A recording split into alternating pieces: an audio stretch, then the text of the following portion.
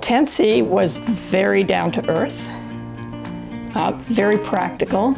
She was a mom of a bunch of kids, and so that was her orientation, was kind of mothering, at least the way I saw it.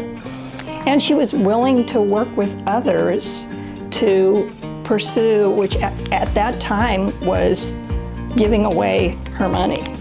She said, we're all in this community together, and in order to get along, we have to help each other. She said, yeah, I want to do something to make a difference. I don't want to just be, doling out money to this and that cause. I'd really like to make a difference. Sue Himes told Tensie about something called community foundations. So Tensie came in and wanted to talk about that, and that's how we began.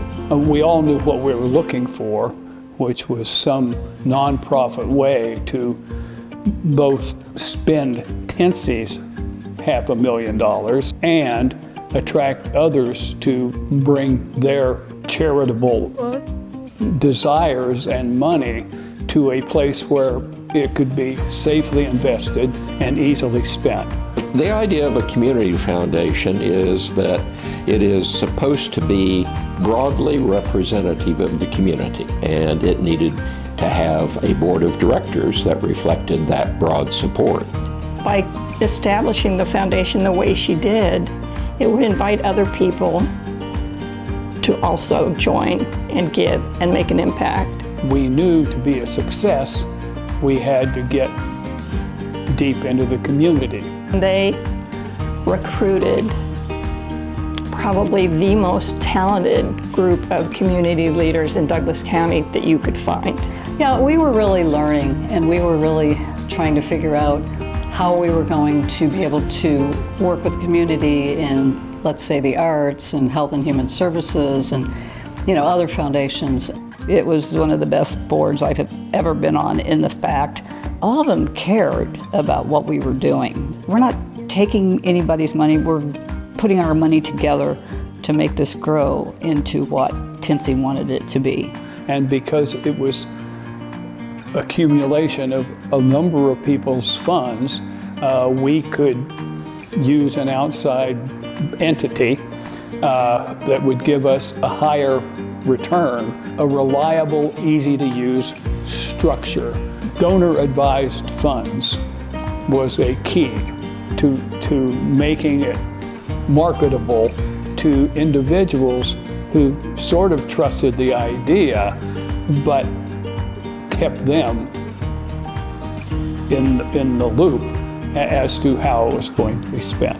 The beginning, we had meetings after meetings. We would meet at different places and we would talk about how are we going to get people to know who we are. I think that was one of the hardest things that we had to do.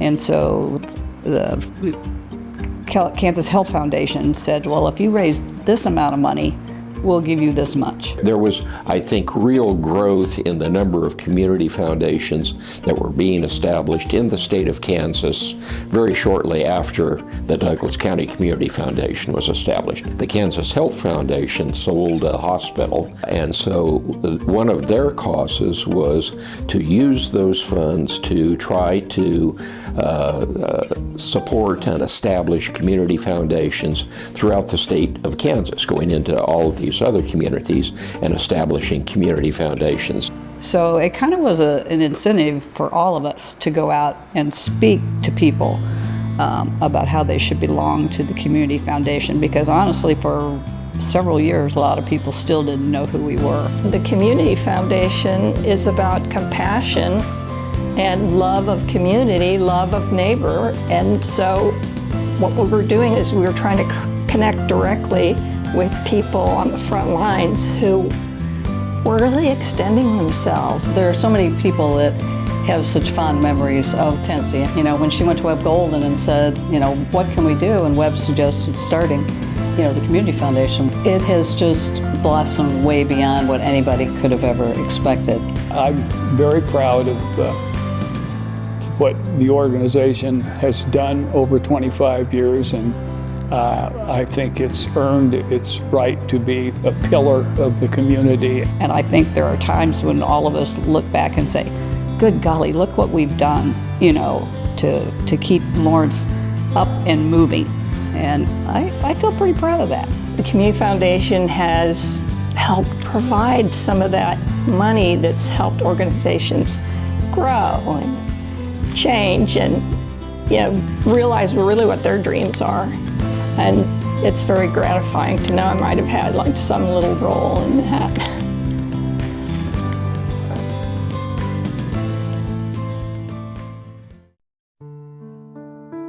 Charlie was diagnosed with cancer in 2012. He had asked me to be his executor, and as it came to the point where he knew he was at the end of time, he told me, he said, I want you to take my money and use it to help other people. He worked at Hallmark Cards, and he was there for 30-some years. He had a lot of financial trouble. And so when it came time and he said, I want you to take all my money, it's like, well, what money? Well, it was this investment. It actually doubled. And so, yeah, here's a guy that did not get to enjoy the fruits of his labor during his retirement time, then passes away and is spreading all of that he didn't get to help other people out, which would make him so happy. It's just absolutely amazing when I look back at what he did. What kind of a person says, I want you to take all my money and help people? Not help the people I know, help people. That to me is his enduring legacy, and I am so honored to be able to help out with that in some way, and the foundation just makes that perfect.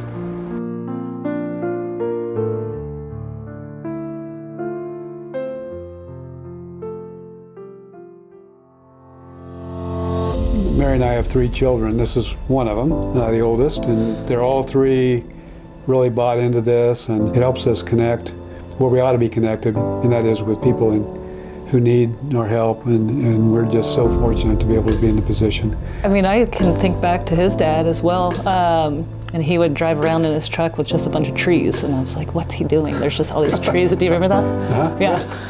And he's like, wow, in his free time, he's always busy, and he'd just be planting trees. And that was my first idea of like kind of giving back and doing things for the community. It just was a way of growing up, I suppose, and we've been here in Douglas County for so long, and it's been very nice to our family. Provided a lot for our family over the generations, and I think that, that's just a way for us to give back. I don't care if it's giving or philanthropy or anything else, the kids see what you do. Yeah. That's it. They're going to model what you do, right? So if it's important to us and we're going to have those conversations, it's naturally going to bleed into them. We're very intentional with that. I want them to have a heart for service. I want them to grow up knowing that you need to put in the time. You should want to put in the time. It shouldn't be a burden. This is just what you do for your community and other people. We just feel so grateful and so fortunate to be a part of this community. And part of being in a community, I think, is being aware of what's going on around you and what the needs are. We've always had this concept of trying to support the greater good within our families, and so we just want to continue that. I got involved in a seminar, Giving While Living, and it just sparked a light bulb in my head to be able to see your money and be able to give your money away to places that are dear to your heart, that mean a lot to you, and the community you're involved in is fantastic.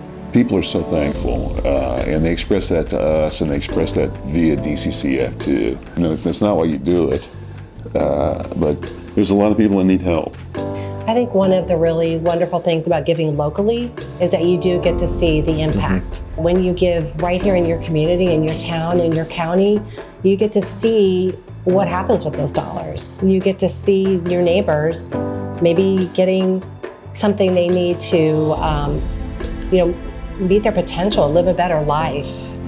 The biggest challenge is there's always more need than resources. You know, the encouragement is to figure out what your passion is. What are the things that really resonate with you? I would encourage people to consider is to just kind of give to as many places that they feel strongly about as possible. I don't think it's a matter that you need a big pile of money to get started. It's more you need the heart or the spirit to go do it. My hope is for people to take that leap of faith and get involved, to have a direct impact on your community in which you live, and receive so many things through the years is such a gift to you. The more people that get engaged in it, the more powerful it is. So there's a lot of follow through with the citizens of Lawrence and Douglas County.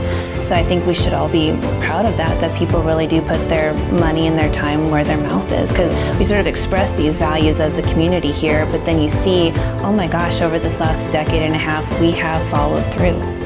We're one of those little butterflies that they talk about over the ocean, but we're butterflies that know the right direction because of DCCF. Well, I think we should end it there. Butterfly. You guys have anything else? Okay. You want? Got me. Yeah,